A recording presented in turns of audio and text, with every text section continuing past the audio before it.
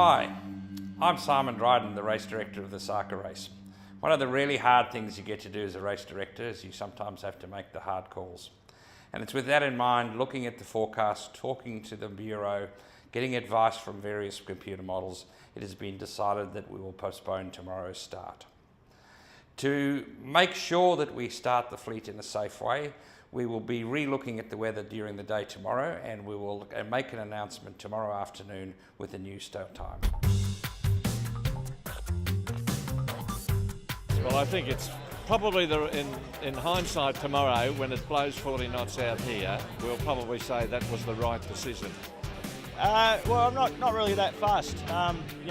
40 to 50 knots isn't really something I want on the first night out there. So I think it's been a good decision by the race organisers. All the boats are all fully loaded. It means that it's going to be breakages, and it's really going to be bad if boats have to pull out or get repairs so early into the race. I have to say I'm a little bit disappointed. I was looking forward to a breezy start. It was looking good for our boat, but I understand the reasons for having a delay and support the organising committee and their decision. But I was pretty interested in that breeze for our boat. I have heard the news. It's a tough decision, but I think it's the right one. Yeah. Honestly, we sort of expected it, and I'm not surprised at all. And it's common sense. Look. From a perspective I suppose it's yacht racing. From that perspective, there's a little bit of disappointment, and there was a lot of build-up for tomorrow's start.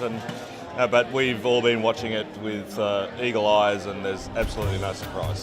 That straight's always to be respected, and I think by the time we got around Wilson's Prom, we'd have a fair bit on. So I think it's great. Yeah, it's really good. Well, we're a little bit disappointed. We've got a lot of friends and family over here, so we're really hoping to get them to see us off, but it is what it is, and we're pretty happy that the boat's going to be in a lot better shape after Bass Strait, so that's one good note. But it throws out a whole new set of questions now, I guess. So I had sent the forecast to some really good sailing friends in the UK, who I know well and did the Sydney Hobart with me this year, and they said, you shouldn't be starting, but if you do, go through the start line and go back to the marina and wait for a couple of days. So I said to Ray an hour ago that it was a good sound decision for everybody, and I welcome it. Yeah, a little disappointing, but at the end of the day, the race committee's got decisions to make, and we appreciate the decision, so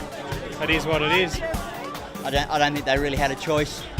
They wouldn't want a disaster on the first night of a 5,500 mile yacht race, so it was expected. So I think it's a good call.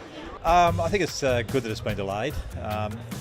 Not so much from the weather, that is not a problem for us, but just the very fact that it's been a fairly stressful period getting the boat ready for the race, and now to have that actual day free gives us a bit of time to literally just sit and relax and take it all in before we actually get going. Unfortunately, with the postponement of tomorrow's race, our celebrations of the start are not going to happen as planned. But we always have a fallback plan. The Navy Jazz Band Quintet is going to come to Blairgowrie Yacht Squadron tomorrow instead of performing on the Portsea Pier, and are currently negotiating to see whether the Roulettes will come over Blairgowrie instead of the Portsea Pier.